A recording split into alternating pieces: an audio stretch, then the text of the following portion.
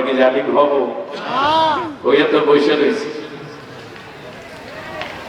আল্লাহ রাসূল বলেন, আবু বকর একটা দোয়া শিখাই তোমারে, তুমি পড়ো আমার সাথে।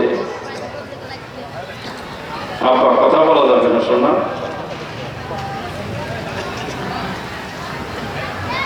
দেখেন আল্লাহ রাসূল আবু বকরকে শিখাচ্ছেন। আবু বকর রাদিয়াল্লাহু তাআলা বলছেন, ইয়া রাসূলুল্লাহ, কোন আমল করলে আমি আল্লাহর কাছে নিষ্পাপ হতে পারি? আল্লাহ রাসূল বলেন, আবু বকর নামাজের ভিতরে তুমি এই দোয়াটা পড়বা, আল্লাহুম্মা ইন্নী যালামতু নাফসি যুলমান কাসীরা ওয়া লা ইয়াগফিরুয যুনুবা ইল্লা আনতা ফাগফির লি মাগফিরাতাম মিন ইনদিকা ওয়ারহামনি ইন্নাকা আনতাল গফুরুর রহিম। এই দোয়াটা তো আমরা পড়ি, হ্যাঁ? আবু বকর কোথায়? আপনি অনেক জুলুম করছেন, কোন জুলুমের রেকর্ড তো আপনার নাই। জাহিলি যুগে হারামের কোন রেকর্ড আপনার নাই, মানুষ টাকার নাই। নিজের খেয়ে খেয়ে আপনি নির্যাতিত সাহাবীদেরকে মুক্তির ব্যবস্থা করেছেন। বাবা মন খারাপ করেছে, আপনি উদার ভাবে করেছেন, সম্পদগুলো ইসলামের রাস্তায় পুরোপুরি দিয়ে দিয়েছেন, নিজের জীবন যৌবনটা ইসলামে দিয়ে দিয়েছেন। আপনি ছিলেন নবীর হিজরতের সাথী, আপনি ছিলেন নবীর গারে সুরের সাথী। নবীর চোখের পানি আসলে আপনার হৃদয় গলে যেত, নবীর কষ্ট দেখলে আপনার বুকটা হাহাকার করে উঠতো। এই জন্য আমার নবী জানিয়ে দিয়েছেন, আবু বকর আপনি জান্নাতি। চিৎকার করে বলেন আল্লাহু আকবার। আবু বকর আপনি জান্নাতি। তারপর আবু বকরকে দোয়া শিখাই দিয়েছে, বলেন আল্লাহ রে, আমি তো আমার উপরে অনেক জুলুম করেছি। যে লোক মিথ্যা কথা বলে নাই, হারাম খায় নাই, হারাম বলে নাই, জীবনটাই আল্লাহর জন্য যুদ্ধের ময়দানের সৈনিক। আবু বকরের মতো দানশীল দুনিয়ায় খুব কমই আছে। আবু বকরের মতো নবীকে চিনতে পারা মানুষও খুবই কমই আছে। তাম দুনিয়ার সকল মানুষের আমল যদি এক পাল্লায় আনা হয়, আর আমার আবু বকরের আমল যদি এক পাল্লায় আনা হয়, আমার নবী বলেন আবু বকরের পাল্লা ভারী হয়ে যাবে। সুবহানাল্লাহ। সে দোয়া পড়তেছে, আল্লাহুম্মা ইন্নী যালামতু নাফসি যুলমান কাসীরা। মালিক, অনেক জুলুমই তো করে ফেলছি নিজের উপরে, তুমি যদি মাফ না করো কই যাই, ফাগফিরলি আমারে তুমি মাফ করে দাও। আর তার মেয়ে নবীদের স্ত্রী তাকে শিখাচ্ছে, ওসি ইয়া রাসূলুল্লাহ, কিয়ামতের ময়দানে যেই দিন আল্লাহ হিসাব দিবেন আমার অবস্থা কি হবে? মানুষগুলো উলঙ্গ থাকবে, একজন আর একজনের দিকে যদি নাই তাকাতে পারে, ওই বিভীষিকার দিন আল্লাহ তাআলার সামনে আমি কেমনে দাঁড়াবো, কেমনে জবাব দেব?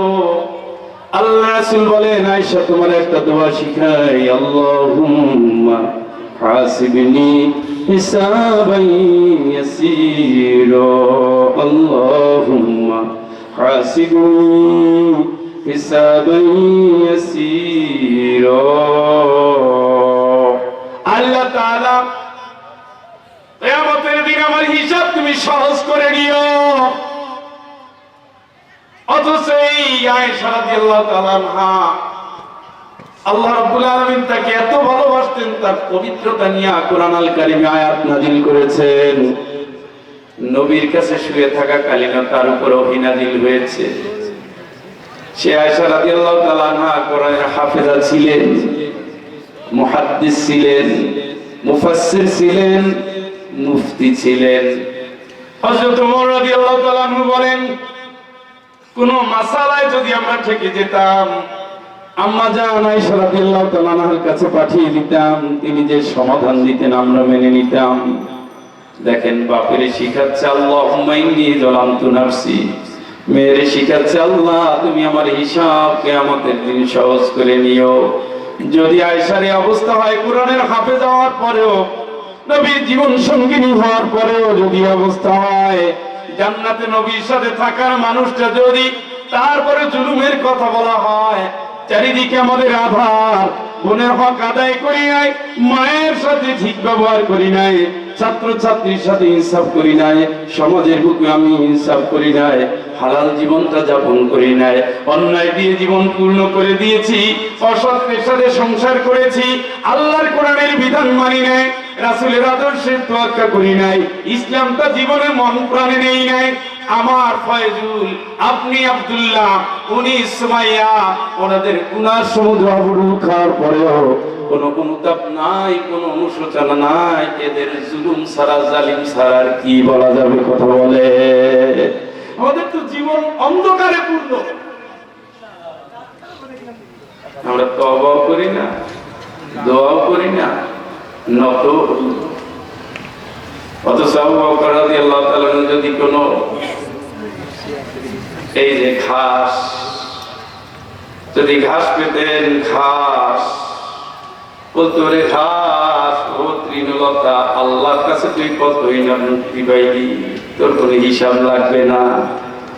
হ্যাঁ, আমি যদি তোর মতো হয়ে যেতাম, আবু বকরকে আল্লাহ যেই দিন জিজ্ঞেস করবে আবু বকরের সেই দিন গতিটা কি হবে? সুবহানাল্লাহ। এই চিন্তা আমাদের আসেনি? আরামকে বড় গলায় কথা বলি, খাইছি খাইছি পারলে ঠেকা, অন্যায় করছি আরো করবো, তারপরে একটা দিছি, পাঁচটা দেব, 2 নম্বর মাল দিছি, তুই এখানে আসলি কেন, আরেক দোকানে ভাগ, অনুশোচনা নেই। এই জন্য জুলুম করে যার জিন্দেগি কেটে গেল। সামনের দিকে তাকায় দেখেন, আপনার জন্য দুটো জায়গা। আইয়ুহাল ইনসান ইন্নাকা কাদিহুন ইলা রাব্বিকা কাদহুন ফামুলাকিস।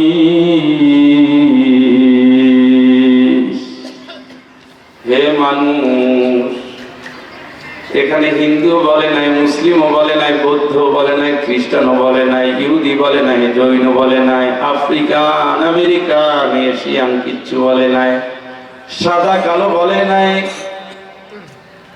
বংশের কথা বলে নাই। তাম দুনিয়ার মানুষগুলোকে লক্ষ্য করে আমার আল্লাহ বলছো, মানুষ পরিশ্রম করে করেই তো তুমি জিন্দেগিটা পার করে দিচ্ছ। আর কয়দিন এই কষ্ট করে করে তুমি আসতেছো আমার কাছে,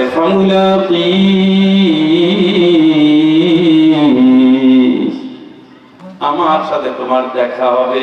সুবহানাল্লাহ। কি নিয়ে আসতেছো আমার কাছে? কি নিয়ে আসতেছো আমার কাছে? ومن كان يرجو لقاء ربه فليعمل عملا صالحا ولا يشرك بعبادة ربه أحدا।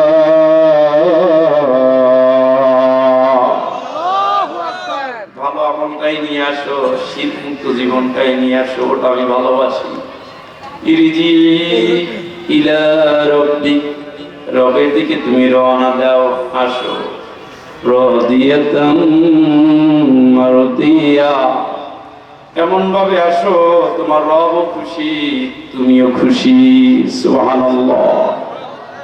এমন ভাবে আসো রব খুশি, তুমি খুশি। রবরে খুশি করতে গেলে ফাদখুলি ফি ইবাদি, তুমি রবের গোলাম হয়ে আসো, গোলাম হয়ে আসো। গোলামের কোনো স্বাধীনতা নাই, মালিক যা বলে তাই শোনে, যখন বলে তখন শোনে, যেভাবে বলে সেভাবে বলে, সেভাবে শোনে, যে অবস্থায় বলে সে অবস্থায় শোনে। তুতি কুলাহা কুল্লাহিন বিইذনি রাব্বিহা, জীবনের প্রত্যেকটা সেকেন্ডে সেকেন্ডে সে রবের হুকুম মেনে চলে। চিৎকার করে বলেন আল্লাহু আকবার। একটু জোরে বলেন আল্লাহু আকবার। ফাদখুলি ফি ইবাদি ওয়াদখুলি জান্নাতি, আমার যারা গোলাম আমার জান্নাতে ঢুকে যাও, আমার গোলাম আমার জান্নাতে ঢুকে যাও। জোরে জোরে বলেন সুবহানাল্লাহ।